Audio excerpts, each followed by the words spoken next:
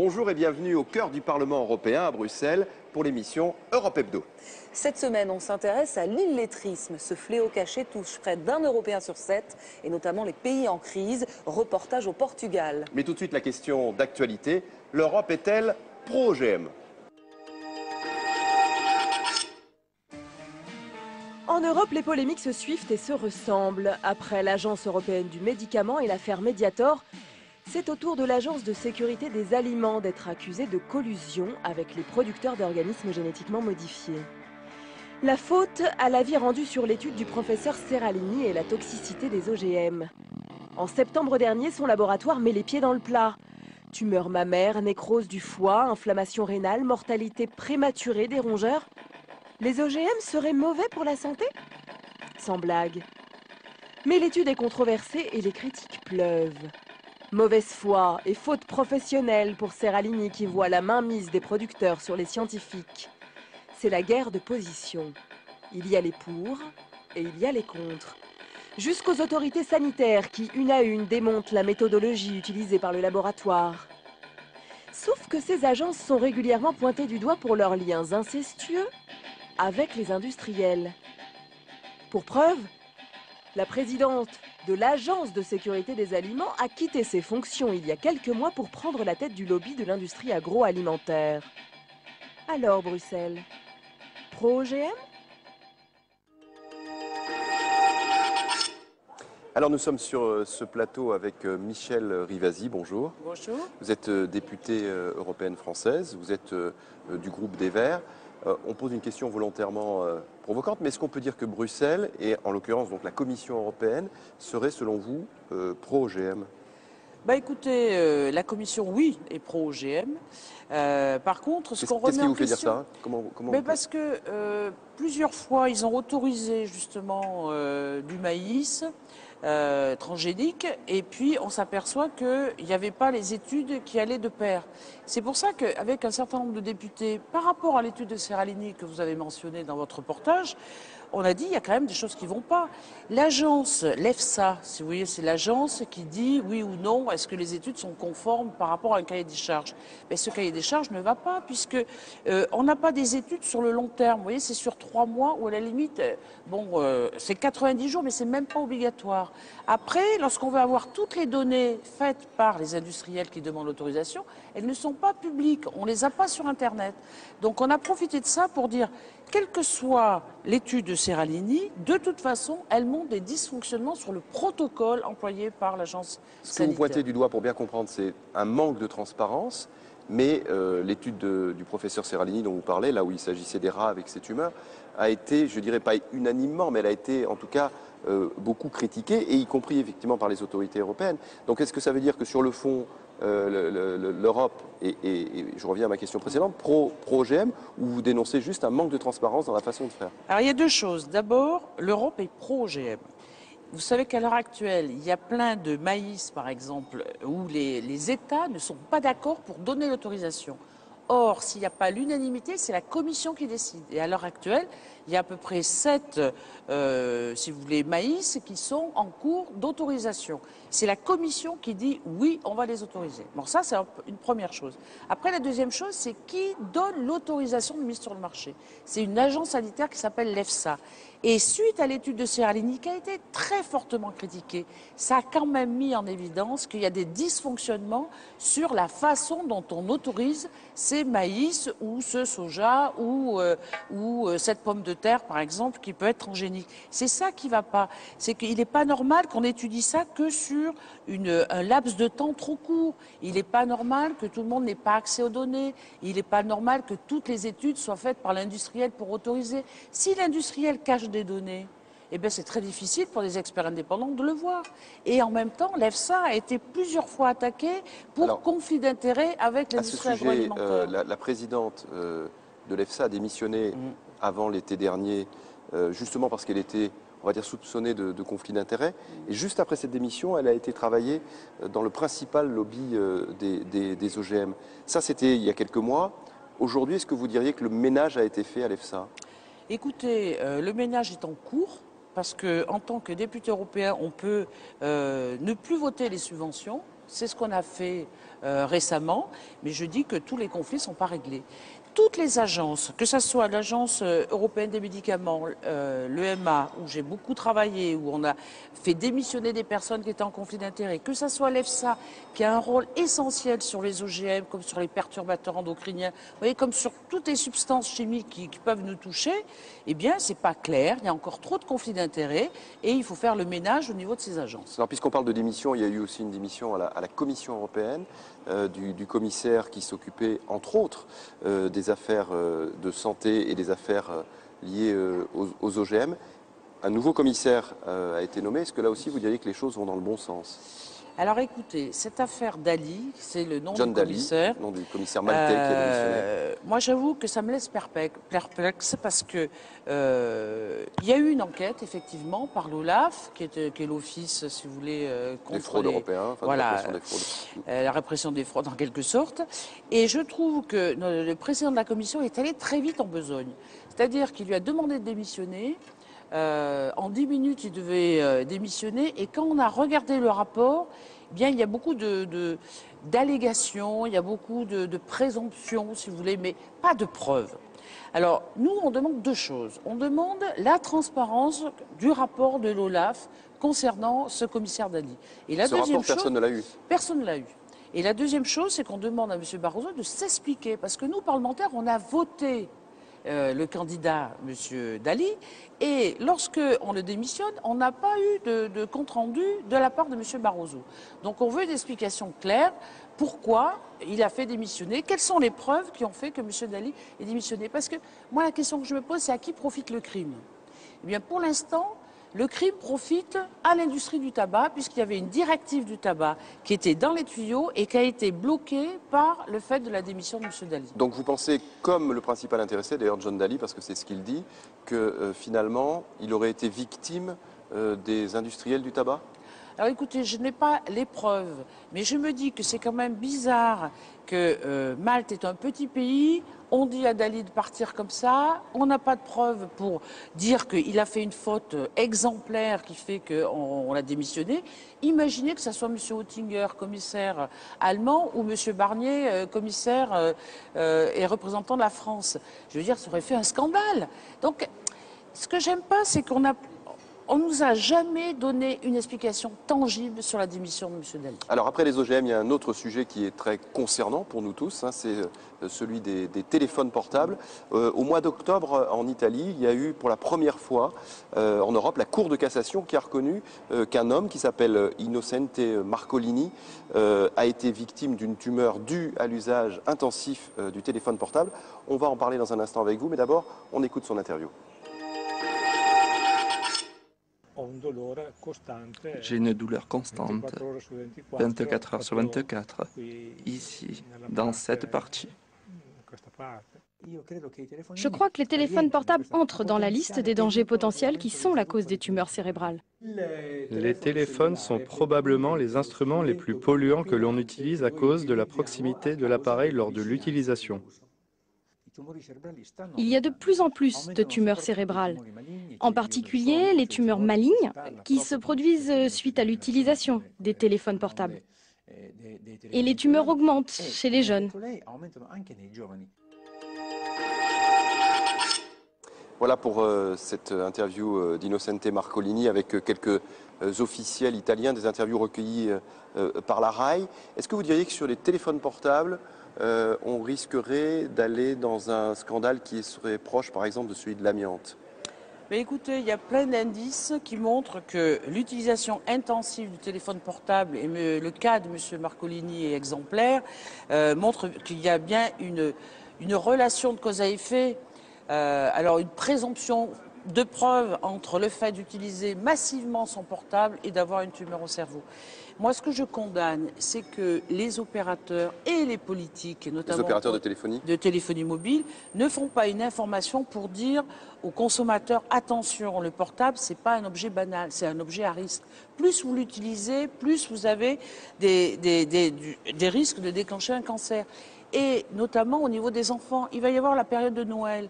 Il ne faut pas que les mamans, parce qu'elles sont anxieuses, achètent un portable à leurs enfants. Plus on est jeune, plus il y a des risques de de déclencher des cancers. Si vous voulez, il y a tellement de milliards véhiculés par les opérateurs téléphonie mobile qu'on nie complètement les risques. Mais là-dessus, j'ai envie de dire, on est un petit peu comme sur les OGM. Il y a eu des études qui ont été faites. Maintenant, on a un certain recul puisque le téléphone portable existe depuis une vingtaine d'années. Et aucune de ces études n'a dit clairement que le danger était présent. Alors écoutez, il y a une étude qui s'appelle l'étude Bioinitiative, qui a été publiée par l'Agence européenne de l'environnement et qui montre les risques. Les études qui montrent qu'il n'y a pas de risque, souvent elles sont financées par les opérateurs. Vous voyez, c'est comme l'histoire des OGM, il y a énormément de conflits d'intérêts. Moi, toutes les études, il y a eu plus de 1500 études publiées par l'Agence européenne qui montrent qu'il y a des risques au niveau du cerveau, il y a des risques hormonaux, il y a des risques au niveau de l'ADN. Alors il faut combien de morts? Vous voyez, l'amiante, c'était la même chose. Il y avait un comité permanent où il y avait plus d'industriels avec des experts financés par les industriels que de médecins capables de le dénoncer. Eh bien, on est dans le même cas de figure. Donc, l'exemple de M. Marcolini, qui est un cadre, qui utilisait son portable par rapport à sa profession, eh bien, cette personne-là a développé une tumeur. Et ce qui est important, c'est que là, le responsable, c'est l'opérateur téléphonie mobile. Et moi, je lance un cri d'information au niveau de la population française en disant attention, n'achetez pas de portable pour vos enfants, dites à vos ados d'utiliser le SMS, prenez un kit oreillette, mais ne pensez pas que le portable, c'est un objet banal qu'on met facilement au niveau du cerveau. Au-delà de l'information, évidemment, qui est importante, si le téléphone portable est si dangereux que vous le dites, ça veut dire qu'il va y avoir des centaines, peut-être des milliers, voire plus de personnes qui vont développer des tumeurs.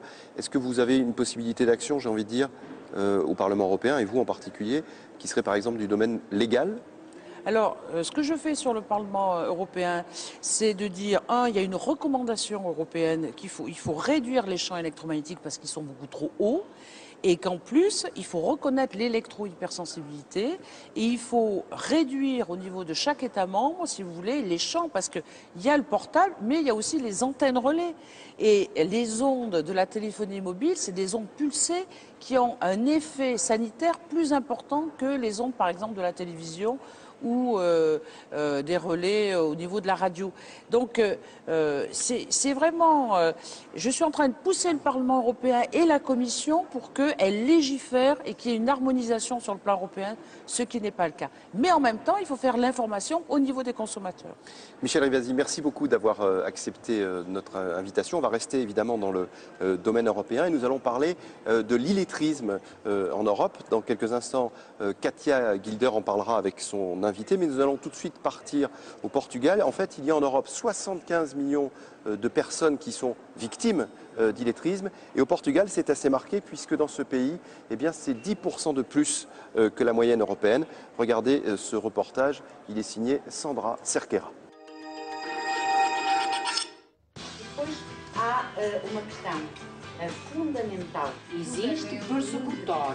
Écrire, un geste familier que certains dans l'enfance n'ont jamais vraiment apprivoisé. Nous sommes dans ce qu'on appelle au Portugal un centre des nouvelles opportunités, créé avec le soutien du Fonds social européen. Des cours du soir pour remettre à niveau ceux qui ont quitté l'école trop tôt. La plupart dans cette classe y sont restés moins de 6 ans. J'ai grandi dans une famille de 7 enfants. Mes frères ne sont allés qu'à l'école primaire. Et mon père m'a dit que même si j'étais le plus jeune, je ne pouvais pas étudier plus qu'eux. Ils ont entre 40 et 50 ans et réapprennent aujourd'hui ce qui nous semble à tous être des acquis. Au Portugal, 72% des actifs n'ont pas fréquenté le secondaire. J'ai arrêté l'école à 12 ans. Il y avait un trop grand fossé entre moi et les jeunes générations, y compris avec mes filles. J'étais dépassé par les connaissances actuelles et j'ai ressenti le besoin de reprendre les études. Certains rencontrent des difficultés au début parce qu'ils n'ont pas les connaissances de base suffisantes. Ils ont perdu l'habitude d'écrire et de lire. La moitié de la population active du pays a quitté l'école à 14-15 ans. En 3 ans, la fréquentation du centre a doublé. Louise vient d'arriver pour constituer un dossier et suivre des cours. Il a commencé à travailler à 14 ans dans la vente. Aujourd'hui au chômage, il ne pensait pas qu'un jour, le manque d'études serait un handicap. Il y a 2 ans, j'ai perdu un emploi parce que je n'étais même pas allé au collège. Ces adultes qui arrivent ici ont tous entre 40 et 50 ans. Ils ont travaillé dans la même entreprise depuis qu'ils sont tout jeunes. Et quand ils se retrouvent au chômage, ils ont de l'expérience, certes, mais le manque de qualification leur est vraiment fatal. D'emblée, ils sont exclus du marché du travail.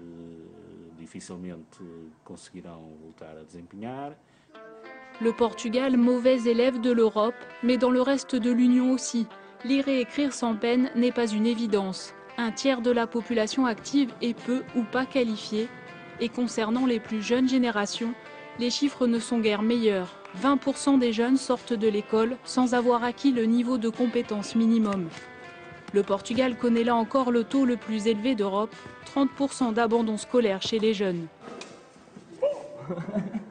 Dans cette école de la deuxième chance, la seule du pays, les élèves n'ont pas étudié plus que leurs parents.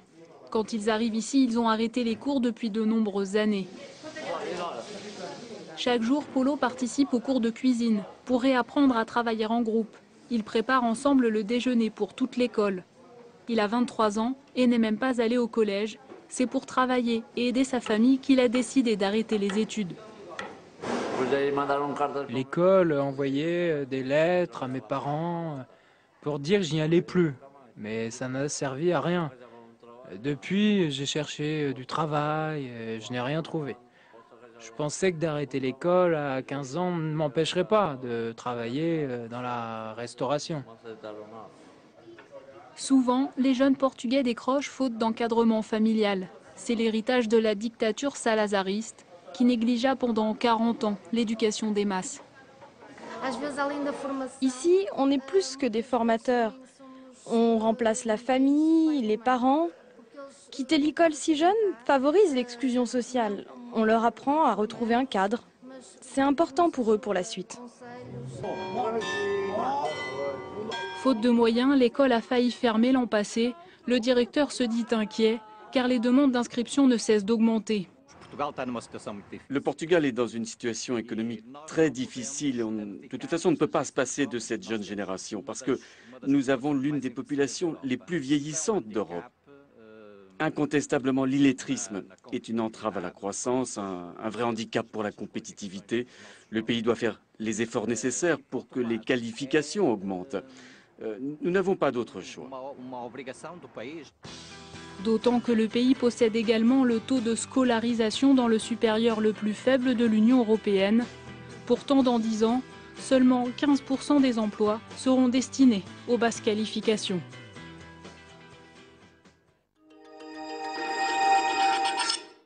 Et retour à Bruxelles, nous sommes avec Karima Delli. Bonjour. Bonjour. Vous êtes députée européenne et vous êtes membre de la Commission des affaires sociales et de l'emploi. Et vous travaillez notamment sur la question de l'exclusion. Est-ce que ce que l'on a vu dans ce reportage, la réalité de ces personnes en situation d'illettrisme, vous étonne des situations au cœur de l'Europe, au Portugal? Alors cette situation ne m'étonne pas parce que je connais le sujet et c'est là le drame. C'est-à-dire que la question de l'illettrisme aujourd'hui est devenue une question taboue pour les États, alors qu'elle devrait être une priorité politique. On ne peut pas laisser en Europe 75 millions de personnes qui sont notamment dans cette situation d'illettrisme. Ça fait presque un Européen sur 7. Ça fait un Européen sur 7 et quand on regarde les chiffres notamment des jeunes, ça explose. Ce n'est pas normal qu'on laisse 13% des 15-24 ans sans aucun ni emploi ni apprentissage, sans aucune formation qui juste permettent d'avoir les éléments de la vie. Parce que ce que vous dites, et ce que dit très bien votre reportage, c'est qu'aujourd'hui, l'illettrisme aura des conséquences terribles. Elles seront terribles sur l'emploi, parce que malheureusement aujourd'hui, si nous n'avons pas de bonne base de qualification, on a des répercussions sur l'emploi et surtout l'illettrisme. Et moi, je travaille beaucoup sur l'exclusion et la pauvreté a une conséquence directe sur les questions de pauvreté. Alors, on va juste préciser, l'illettrisme, c'est le fait de ne pas maîtriser des connaissances de base, lire, écrire, compter, des connaissances qui permettent d'être autonome dans la vie quotidienne, ce qui est différent de l'analphabétisme. Quelles sont pour vous les causes de ce phénomène un peu caché finalement, parce qu'on a honte parfois de dire qu'on est illettré? Quelles sont les causes? Est-ce que c'est dû à un échec scolaire? Est-ce que c'est dû à un problème de formation? Qui est responsable de ça? Je pense que d'abord, c'est l'ensemble des politiques publiques, donc des États, qui sont responsables. Parce qu'on a laissé justement sous le tapis cette question qui devrait être prioritaire. Ça, c'est la première chose. Vous dites qu'il ne devrait pas y avoir d'illettrés dans les pays européens. On devrait justement lutter contre ce fléau et pour ça, il faut en faire une priorité. La deuxième chose, c'est qu'il a fallu attendre juste septembre pour avoir un rapport de l'ensemble et le constat qui accable malheureusement l'Europe sur ces thématiques-là. Aujourd'hui, la véritable question, c'est de dire nous ne pouvons plus aujourd'hui réellement juste des déclarations, il faut des actes. Alors quels actes, justement, vous qui êtes députée européenne, qui travaillez sur le terrain, qui rencontrez des acteurs, quel type d'action faut-il engager et à quel niveau? Au niveau Alors il y a tous les niveaux, ou à un niveau plus local? C'est-à-dire il faut faire au niveau européen, au niveau national comme au niveau local. Ces trois niveaux sont nécessaires. D'une part, il faut, et le reportage le dit bien, il faut aider les parents. Aider les parents pour qu'eux-mêmes ont les compétences pour qu'ils donnent envie à leurs enfants. Alors, de comment demain. on les aide? Eh bien, on peut mettre en place notamment, par exemple, des structures qui permettent d'apprendre à lire et à écrire parce que justement, aujourd'hui, si vous ne savez pas lire ni écrire, pour trouver un emploi, pour faire vos courses, pour payer une facture, tout est difficile. Vous n'êtes plus autonome. Ça, c'est la première chose. La deuxième chose qu'il faut renforcer, c'est réellement l'accompagnement social des enfants, notamment renforcer des petits groupes pour que justement ils prennent le temps, qui font en sorte d'améliorer leurs compétences. Ça, c'est la deuxième chose. Et la troisième chose, vraiment qui, moi, me paraît important, c'est d'utiliser les fonds européens qui sont souvent mal utilisés pour faire notamment une véritable qualification, un apprentissage pour l'ensemble de ces jeunes qui sortent justement de ces systèmes scolaires sans rien. C'est souhaitable, mais dans les médias, ce qu'on constate, c'est que par exemple, ce qu'on a vu au Portugal, le type d'action qui est mené dans ce centre, qui aide les personnes illettrées à retrouver des connaissances qui leur permettront d'être autonomes, on a vu que ce centre, il était financé en partie par le Fonds social européen. Or, celui-ci est quand même menacé de disparition, ou en tout cas menacé d'être réduit à peau de chagrin, vu que les États ne se sont pas mis d'accord sur le budget européen. Est-ce que ce fonds est menacé? Alors, ce fonds est menacé comme l'ensemble des fonds européens.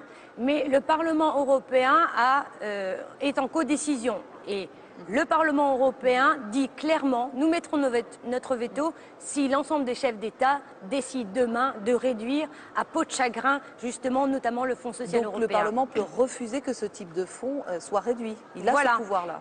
Comme il le fait, par exemple, sur les aides alimentaires, où nous refusons justement une réduction. Aujourd'hui, le but, c'est de dire il faut comprendre que les politiques sociales, ce sont des investissements, ce ne sont pas des dépenses. Nous, le Parlement européen, nous comprenons que la lutte contre la pauvreté et l'exclusion, dont l'illettrisme fait partie, est une priorité. Alors justement, il y a des acteurs qui comptent sur votre action.